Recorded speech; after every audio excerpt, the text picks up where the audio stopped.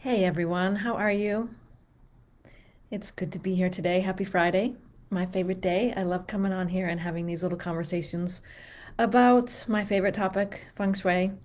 So, I'm a little unprepared today, to be honest. I had some meetings this morning and I have some meetings after this, and I knew what I wanted to talk about all along, but I am literally like just jumping down here to do the video right now because I just got off another call. So I'm gonna pull myself together here. I shared first of all, if you jump on, I would love to hear where you're watching from. Say hello to me in the comments. Even if you're watching the replay, let me know that you've been here. That's really great. I appreciate that very much. Um, I shared something on the page, on my business page, Feng Shui Pathways yesterday, and about how it actually was yesterday. I had done yoga. I did a yoga little session yesterday, and I've been doing it since the beginning of the year purely by accident. I love yoga. I remember like when I had my own little place, my own little condo, I would throw out my yoga mat. I had plenty of space for it, and I would sit and do yoga for an hour or so on my own. In other homes we've had, there was a space set up for yoga, and I don't know, it just has, like, as my kids have grown, my space seems to have shrunk. And especially this year, our home seems to be busting out at the seams. I think a lot of you can resonate with that, because of the pandemic and everybody kind of being more at home more often and doing all the regular things that they normally do outside the house, inside the house. The real estate is, it feels like it's shrinking, but it's really not. We have the same size space. We're just trying to do more in the house than we normally do. And so we now have a little classroom space set up, and we have office space for my husband set up, and yeah, and we have some storage. We're storing some things that came from my dad's house, which weren't normally there before. So a lot of the extra spaces where it felt like I could spread out before, they're kind of getting eaten up very quickly. And because of that, some of the things that I like to do have kind of gone into storage themselves. One of those things is yoga. And last year I actually bought some new yoga tools and equipment because at the beginning of the pandemic, I was like, well, I'm going to have all this time. I might as well, be doing good things with it. But they got kind of pushed into a corner because there was no good spot to really lay out the yoga mat and to really set up, to watch a video or to do a class or something like that. And so they were kind of, and I like tucked them over into the corner in kind of like my meditation area, which is great for meditating, but isn't necessarily big enough to do the yoga itself. And every once in a while, I would just kind of do yoga in the living room at night, when we were watching TV or something, without really pulling out all the tools and things. But it felt tight, and it felt like not private and all those things. It's still not private, but when we put up our Christmas tree this year, we were able to, we kind of rearranged the living room and put the Christmas tree in a place we've never put it before. And it worked out really well. It was a very unorthodox place to put the tree because it was literally right in front of our front door, as you came in. But that's not a door that we use all the time. Breaking feng shui rules all the time. But it worked out really well having the tree there. And so when we took the tree down, we had this big wide open space, and I was like, let's leave it this way for a little while. We're just gonna play with it because it feels like the living room is nice and compact. Where like the seating area is really together, and we can all like feel like we're together, and we can see the TV and see the fireplace. But both ends of the room feel really expansive, and so we had all this extra space, and that felt good.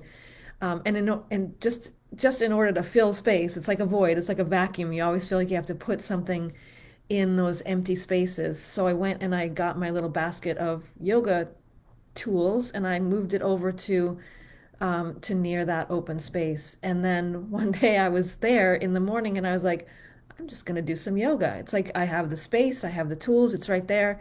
We have a great room, so it's like living room and kitchen all in one. And so, especially in the morning when the girls are getting themselves ready for school, sometimes they need my help, so I need to be available. But they don't necessarily need me like hovering over them at all times. And so I had laid out the yoga mat and done some yoga. And so since the beginning of the new year, every morning I've been doing a few minutes at least of yoga. It's not uninterrupted, it's not perfect, it's not a whole class, but I can get some yoga in, and it feels really good to do that. And so I wrote about that, and I was talking about how important it is to find space for the things that you need and love and want more of in your life. I didn't even know how much I was missing having yoga in my life until I started doing it again. And the benefits of doing a few yoga poses or a half an hour of yoga or whatever I can squeeze in every day is just amazing. It's like I posted about it, and like I kind of have a standard little sequence of poses that I do, but there was a morning the other day where I kind of went off my safety zone and I did some more shoulder and neck exercises because I keep clenching my jaws. Like I find myself clenching my jaws all the time, and thinking I'm not stressed. I don't think I'm stressed, but obviously I'm like, there's tension in my body. And so I did some different yoga poses, and uh, the like it's like all of a sudden for the first time in probably 3 years there was blood going to my head again, which you're not even aware that you're that tight or that challenged until you actually loosen yourself up and create the flow. Hi Rita, you like to do yoga on YouTube? Yes, I'm glad that you have a multi-purpose room. That's very good. Um, it's so important to have space for the things that you are needing in your life.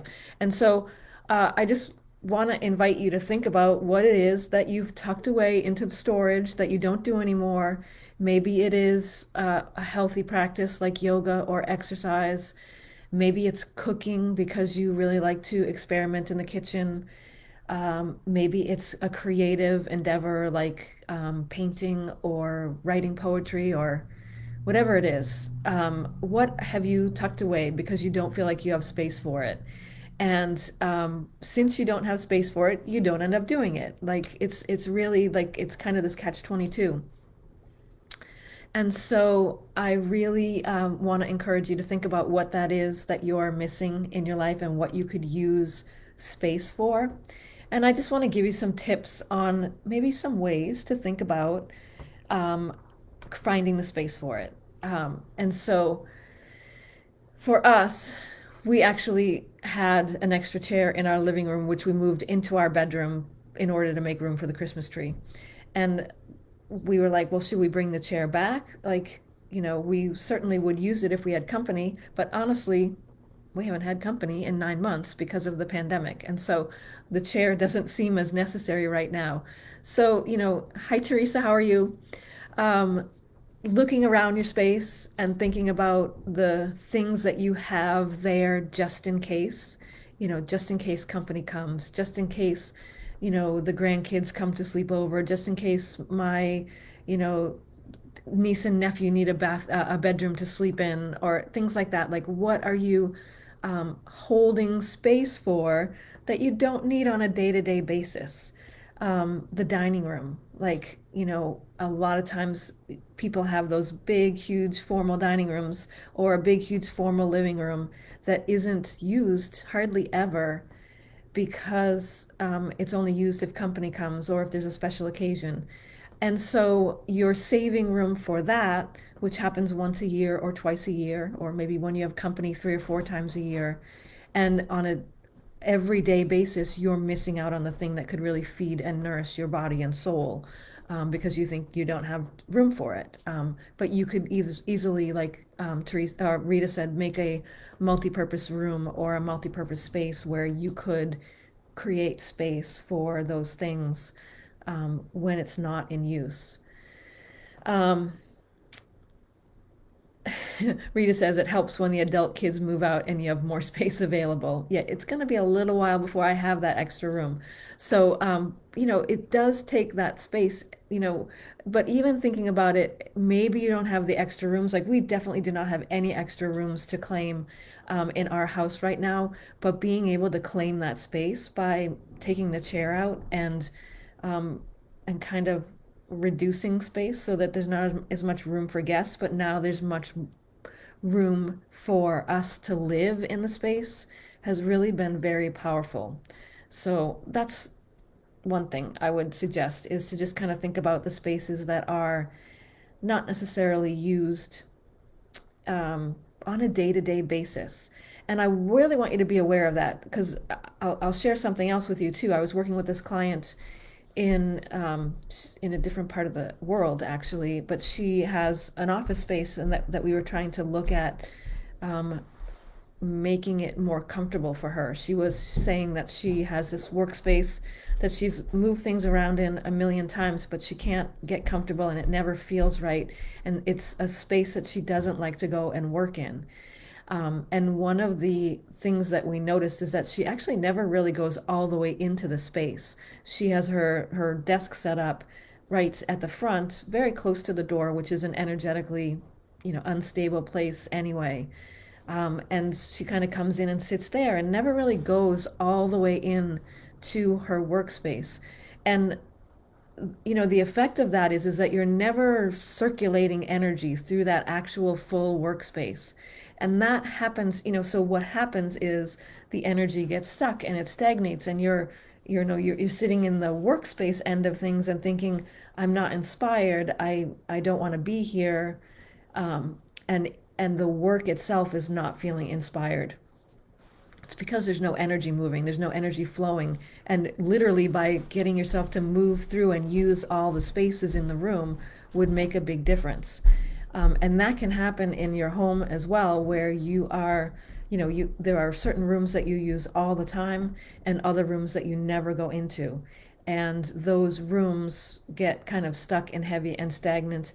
And then according to the Bagua, the parts of the map that are, or the parts of life that those rooms are in that aren't being used can really start to feel stuck and heavy and not circulate very well. And so it really starts to weigh down in those spaces that aren't being used all the time. So finding a way to you make those rooms useful on a day-to-day basis and not just sitting there kind of collecting dust as a you know magazine cover for when your guests arrive, is really pretty powerful in a lot of ways to helping to shift the energy and balance the energy in your space as well. And of course, that also reflects back on your life in having a more well-rounded life because you're creating space for all the things that do feed and nourish you as you're going through your life, through your day. We had that chair sitting in our living room until we moved it for the Christmas tree. And it did get sit in once in a while, but we don't need it. It was just an extra space. It really wasn't a necessary piece. And I'm not saying it will never come back in, but for now, it feels really great to open up the space and create room for something different for a little while. The other thing I'll say is that in order to do this particular new layout of our space, it did open up one area of the room, but it also created a little bit of tightness in another area of the room. And sometimes that happens, and it feels like you have to make a choice between the two. Um, what I will say is sometimes there's no good answer. Like you're going to have tightness somewhere. So if you can have tightness and also have space to create movement and flow in your life or creative flow in your life or bring in something that nourishes you and makes you feel really good, that's pretty good. That's okay. That's like kind of counter opposing the stuckness that might be created in itself.